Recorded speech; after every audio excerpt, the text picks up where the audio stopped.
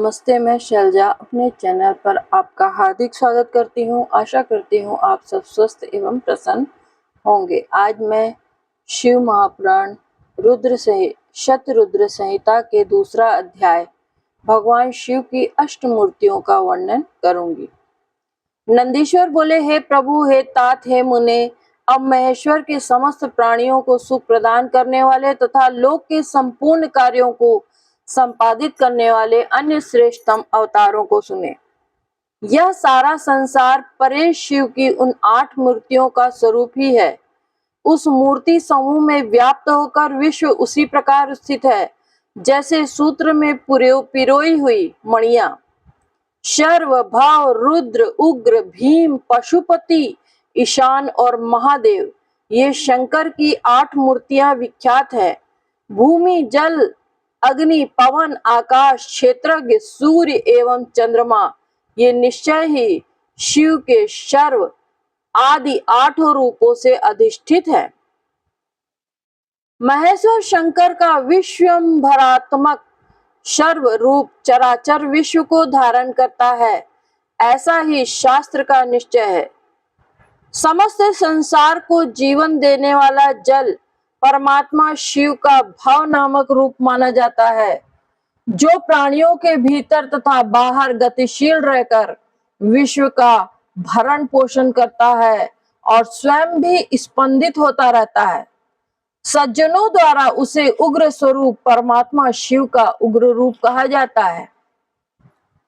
भीम स्वरूप शिव का सबको अवकाश देने वाला सर्वव्यापक तथा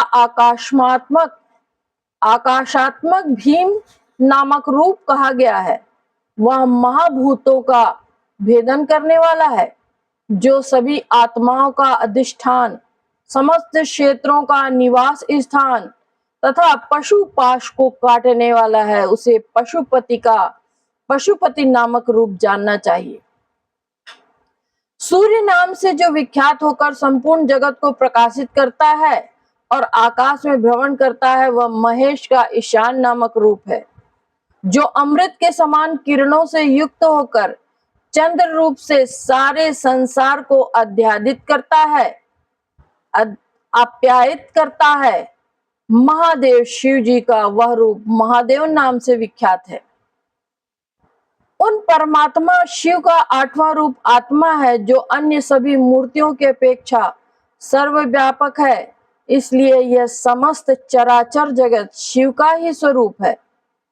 जिस प्रकार वृक्ष की जड़ मूल को सींचने से उनकी शाखाएं पुष्ट होती हैं, उसी प्रकार शिव का शरीरभूत संसार शिवार्चन से पुष्ट होता है।